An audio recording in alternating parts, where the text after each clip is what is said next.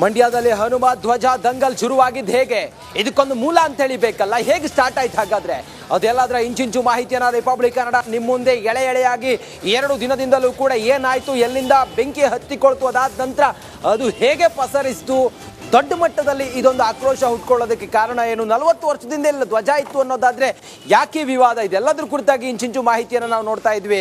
ಹಾಗೆ ಈ ಕ್ಷಣಕ್ಕೆ ಏನಾಗಿದೆ ಅನ್ನೋದರ ಡೀಟೇಲ್ಸ್ ಅನ್ನು ನಾವೀಗ ನೋಡ್ತಿರುವಂಗೆ ಈ ಸದ್ಯಕ್ಕೆ ರಾಷ್ಟ್ರಧ್ವಜ ಟು ಹನುಮ ಧ್ವಜ ಏನೇನಾಯ್ತು ಈ ಹೊತ್ತಿನವರೆಗೂ, ಈ ಸದ್ಯಕ್ಕೆ ತಹಬದಿಯ ಸ್ಥಿತಿಯತ್ತ ಮಂಡ್ಯ ಮರಳುತ್ತಾ ಇದೆ. ಕೆರಗೋಡಿನ ಈ ವಿವಾದಿತ ಸ್ಥಳ ಏನಿದೆ, ಧ್ವಜ ಏರಿಸಿದಂಥ ವಿವಾದಿತ ಸ್ಥಳ, ಇಲ್ಲಿ ಈಗ ಈ ಸದ್ಯಕ್ಕೆ ಒಂದು ಹಂತಕ್ಕೆ ಪರಿಸ್ಥಿತಿ ಸಹಜ ಸ್ಥಿತಿಯತ್ತ ಮರಳುತ್ತಾ ಇದೆ. ಮಂಡ್ಯದ ಜನರು, ಕೆರಗೋಡಿನ ಜನರು, ಸುಮಾರು 8,000 ಜನ ಸುತ್ತಮುತ್ತಲ ಈ ಗ್ರಾಮಸ್ಥರೇನಿದ್ದಾರೆ ಅವರೆಲ್ಲರೂ ಕೂಡ ತಮ್ಮ ತಮ್ಮ ದೈನಂದಿನ ಚಟುವಟಿಕೆಯಲ್ಲಿ ಕೆಲಸ ಕಾರ್ಯದಲ್ಲಿ ತೊಡಗಿದ್ದಾರೆ. ಅಂಗಡಿ ಮುಗ್ಗಟ್ಟುಗಳೆಲ್ಲವೂ ಕೂಡ ಓಪನ್ ಆಗಿದ್ದಾವೆ. ಸಾರ್ವಜನಿಕರು ತಮ್ಮ ತಮ್ಮ ಕೆಲಸದತ್ತ ದೈನಂದಿನ ಚಟುವಟಿಕೆಯತ್ತ ತೊಡಗಿಕೊಂಡಿದ್ದಾರೆ. ಈ ಸದ್ಯಕ್ಕಂತೂ ಯಾವುದೇ ಪ್ರತಿಭಟನೆಗಳು ಇಲ್ಲ, ಯಾವುದೇ ಹೋರಾಟಗಳು ಕೂಡ ಇಲ್ಲ. ನಿನ್ನೆವರೆಗೂ ಕೂಡ ಹೊತ್ತಿ ಉರಿದಂಥ ಮಂಡ್ಯದ ಕೆರಗೋಡಿನ ಈ ಸ್ಥಳ ಮೆರವಣಿಗೆ, ಮತ್ತೊಂದು ಮಗದೊಂದು ಲಾಠಿ ಚಾರ್ಜ್, ಅದರ ಜೊತೆಗೆ ಪೊಲೀಸರ ನಾಕಾಬಂದಿ, ಇದೆಲ್ಲದರ ಹೊರತಾಗಿಯೂ ಕೂಡ ಈ ಸದ್ಯಕ್ಕೆ ತಹಬದಿಗೆ ತಲುಪಿದೆ. ಆದರೆ ಈ ಸ್ಥಳವನ್ನು ನೀವು ಹೇಗೂ ಬೇಕಾದ್ರೆ ಅನಲೈಸ್ ಮಾಡ್ಬೋದು, ಯಾವ ಕ್ಷಣದಲ್ಲಿ ಏನು ಬೇಕಾದ್ರೆ ಆಗ್ಬೋದು. ಬೂದಿ ಮುಚ್ಚಿದ ಕೆಂಡ ಒಂದು ರೀತಿಯಲ್ಲಿ ಇದೆ. ಮಂಡ್ಯ ಏನೇ ಸುದ್ದಿ ಆದರೂ ಕೂಡ ಅದು ದೊಡ್ಡ ಮಟ್ಟದಲ್ಲಿ ಚರ್ಚೆ ಆಗುತ್ತೆ. ನ್ಯಾಷನಲ್ ಸುದ್ದಿ ಆಗಿದೆ ಮಂಡ್ಯದ ಕೆರಗೋಡಿನ ಈ ಧ್ವಜ ವಿವಾದ. ಈಗ ಈ ಹೊತ್ತಿಗೆ ಸಹಜ ಸ್ಥಿತಿಯತ್ತ ಮರಳಿದ್ರೂ ಕೂಡ ಪೊಲೀಸ್ ನಾಕಾಬಂದಿ ಇದೆ. ಸುಮಾರು 100ಕ್ಕೂ ಅಧಿಕ ಸಂಖ್ಯೆಯಲ್ಲಿ ಪೊಲೀಸ್ ಸಿಬ್ಬಂದಿಯಲ್ಲಿ ಇದ್ದಾರೆ. ಬ್ಯಾರಿಕೇಡ್ಗಳನ್ನು ಹಾಗೆ ನಿಷೇಧಿತ ಸ್ಥಳ ಏನಿದೆ, ಆ ಧ್ವಜ ಮತ್ತು ಕಟ್ಟೆ, ಆ ಸ್ತಂಭ, ಅದನ್ನು ಸಂಪೂರ್ಣವಾಗಿ ಇಲ್ಲಿ ಸೀಲ್ ಮಾಡಿದ್ದಾರೆ.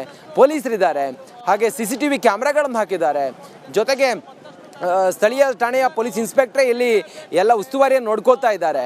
ಯಾವುದೇ ಕ್ಷಣದಲ್ಲಿ ಬೇಕಾದರೂ ಏನಾಗ್ಬೋದು ಅನ್ನೋ ಕಾರಣಕ್ಕೋಸ್ಕರ ಫುಲ್ ಅಲರ್ಟ್ ಆಗಿದ್ದಾರೆ ಪೊಲೀಸರು ಕೂಡ.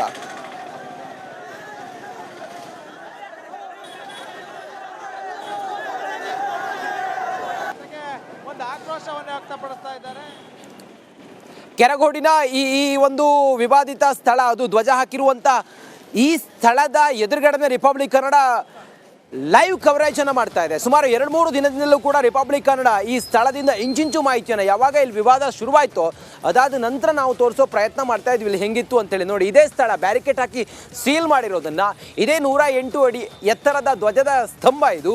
ಈ ಸ್ತಂಭದಲ್ಲಿ ಶ್ರೀರಾಮನ ಒಂದು ಫೋಟೋವನ್ನು ಇಟ್ಟಿದ್ದಾರೆ, ಮತ್ತು ಕೇಸರಿ ಧ್ವಜವನ್ನು ಕಟ್ಟಿದ್ದಾರೆ. 2 ದಿನದ ಹಿಂದೆ ಪೊಲೀಸರು ಇಲ್ಲಿ ಯಾರನ್ನೂ ಕೂಡ ಒಳಗಡೆ ಬರೋದಕ್ಕೆ ಬಿಡ್ತಾ ಇರಲಿಲ್ಲ. ಇದಿಷ್ಟು ವಿಸ್ತೀರ್ಣದ ಜಾಗ ಏನಿದೆಯಲ್ಲ, ಇದನ್ನು ಸಂಪೂರ್ಣವಾಗಿ ಸೀಲ್ ಮಾಡೋ ಮೂಲಕ ಯಾರಿಗೂ ಕೂಡ ಒಳಗಡೆ ಬರೋದಕ್ಕೆ ಅವಕಾಶ ಇಲ್ಲ. ಮತ್ತೆ 108 ಅಡಿ ಮೇಲೆ ತ್ರಿವರ್ಣ ಧ್ವಜ ಹಾರ್ತಾ ಇದೆ. ಇಲ್ಲಿನ ಜನ ಹೇಳೋದು ಏನಂತ ಹೇಳಿದ್ರೆ, ಹೇಗೆ ಸಾಧ್ಯ, ಅದಕ್ಕೊಂದು ಗೌರವಯುತವಾಗಿ ನಡೆದುಕೊಳ್ಳುವಂಥ ಪ್ರೊಸೆಸ್ ಇರುತ್ತೆ, ಆದರೆ ನೀವು ಅದನ್ನು ಫಾಲೋ ಮಾಡಿದ್ದೀರಾ ಅನ್ನೋದು. ಮತ್ತೆ ಸುಮಾರು 40 ವರ್ಷದಿಂದಲೂ ಕೂಡ ಇದೇ ಸ್ಥಳದ ಇದೊಂದು ಕಟ್ಟೆ ನೀವು ನೋಡ್ಬೋದು. ಈ ಕಟ್ಟೆಯಲ್ಲಿ ಸುಮಾರು 40ಕ್ಕೂ ಹೆಚ್ಚು ಇತಿಹಾಸ ಇರುವಂಥ ಒಂದು ಧ್ವಜ ಇತ್ತು.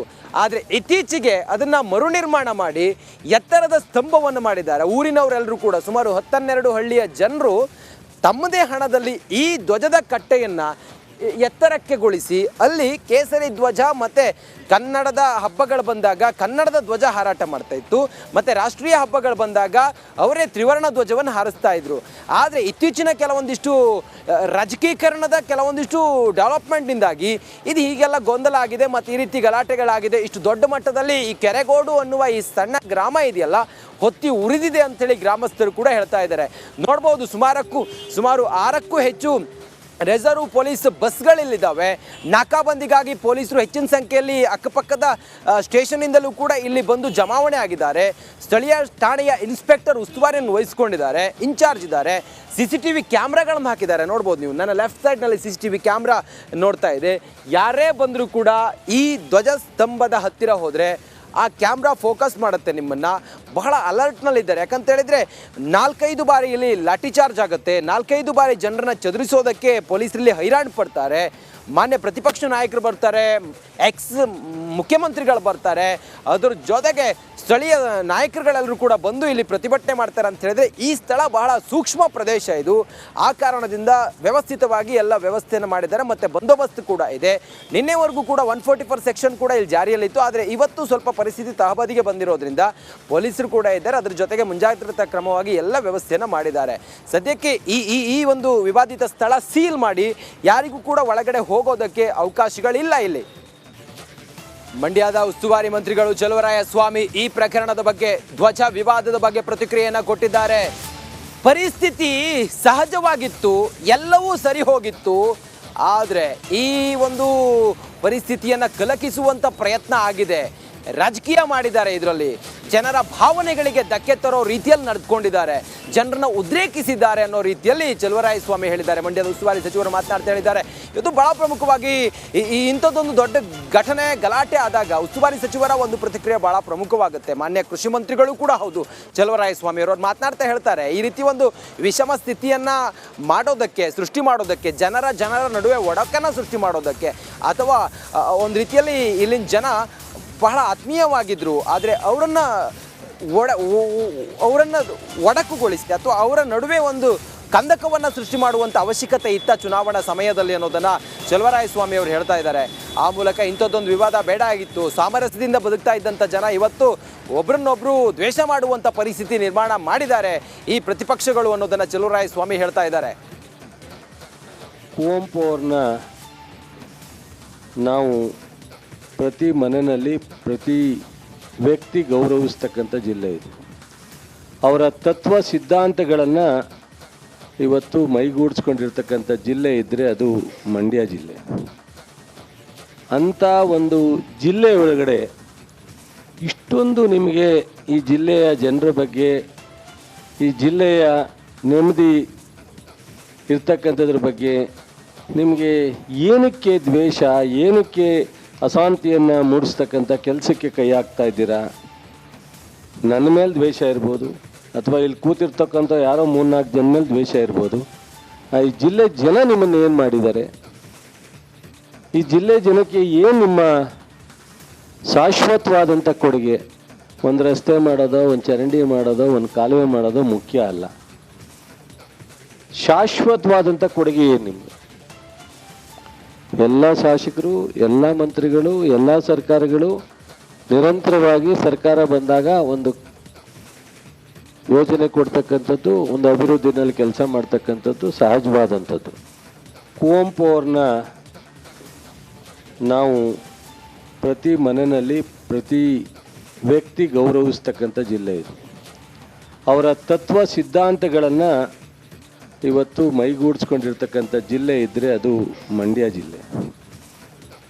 ಅಂಥ ಒಂದು ಜಿಲ್ಲೆ ಒಳಗಡೆ ಇಷ್ಟೊಂದು ನಿಮಗೆ ಈ ಜಿಲ್ಲೆಯ ಜನರ ಬಗ್ಗೆ, ಈ ಜಿಲ್ಲೆಯ ನೆಮ್ಮದಿ ಇರ್ತಕ್ಕಂಥದ್ರ ಬಗ್ಗೆ ನಿಮಗೆ ಏನಕ್ಕೆ ದ್ವೇಷ, ಏನಕ್ಕೆ? ನಿನ್ನೆ ಕೇಸರಿ ಶಾಲನ್ನು ಹಾಕ್ಕೊಂಡು ಅಂತಿಮವಾಗಿ ಬಹುಶಃ ನೀವು ಈ ಪಕ್ಷದ ಒಂದು ಅಂತಿಮ ಯಾತ್ರೆಗೆ ತಿಲಾಂಜಲಿಯನ್ನು ತಾವು ಎಳೆದಿದ್ದೀರ. ನೀವು ಬಹುಶಃ ಸೇರ್ಪಡೆ ಆಗಿದ್ರೂ ಜನತಾ ಪರಿವಾರದವ್ರಿಗೆ, ಜನತಾ ಪರಿವಾರವನ್ನು ಪ್ರಾರಂಭ ಮಾಡಿದವ್ರಿಗೆ, ಜನತಾ ದಳವನ್ನು ಕಟ್ತವ್ರಿಗೆ ನೋವಾಗ್ತಿರ್ಲಿವಲ್ಲ. ಸೇರ್ಪಡೆ ಆಗಿಬಿಟ್ಟಿದ್ರೆ, BJPಗೆ ಸೇರ್ಪಡೆ ಆಗಿದ್ದರೆ ಯಾರೋ ಒಬ್ಬರು ಪುಣ್ಯಾತ್ಮರು ಇದನ್ನು ಮುಂದುವರ್ಸ್ಕೊಂಡು ಹೋಗೋರು, ಅಥವಾ ಇದನ್ನು ಮುಂದುವರ್ಸ್ಕೊಂಡು ಹೋಗದೇ ಇದ್ರೂ ಆ ಹಿರಿಯವರಿಗೆ ಆತ್ಮಕ್ಕೆ ಇಷ್ಟು ನೋವನ್ನು ಆಗ್ತಿರಲಿಲ್ಲ.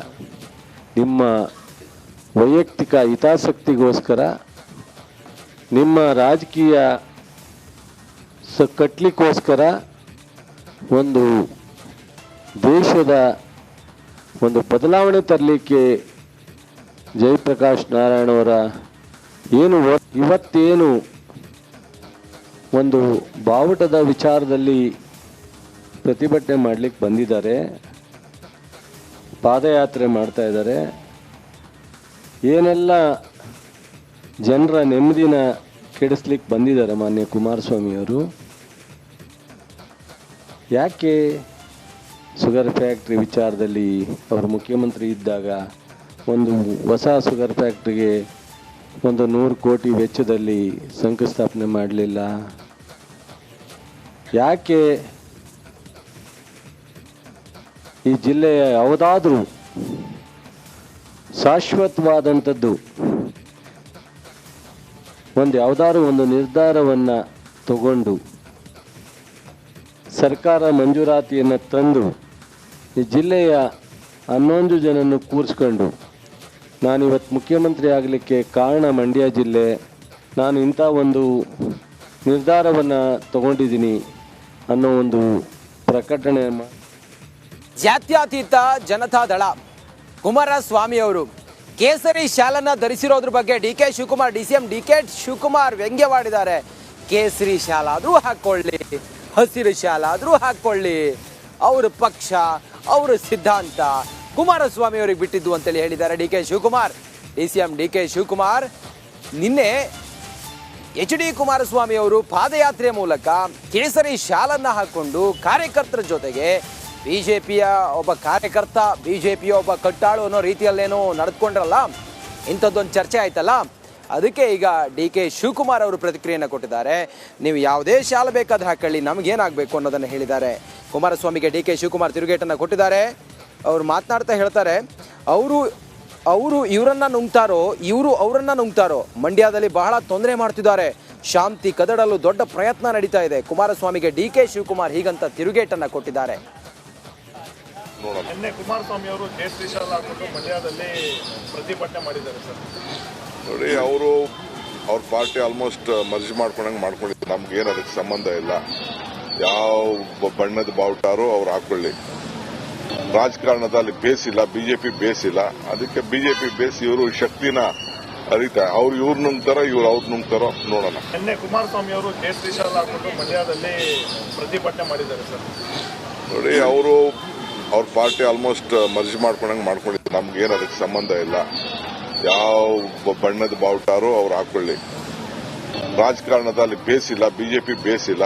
ಅದಕ್ಕೆ ಬಿಜೆಪಿ ಬೇಸ್ ಇವರು ಶಕ್ತಿನ ಅರಿತಾರೆ. ಅವ್ರು ಇವ್ರು ನುಂಗ್ತಾರೋ ಇವ್ರು ಅವ್ರು ನುಂಗ್ತಾರೋ ನೋಡೋಣ. ನಿನ್ನೆ ಕುಮಾರಸ್ವಾಮಿ ಅವರು ಕೇಸರಿ ಶಾಲೆ ಹಾಕೊಂಡು ಮಂಡ್ಯದಲ್ಲಿ ಪ್ರತಿಭಟನೆ ಮಾಡಿದ್ದಾರೆ ಸರ್.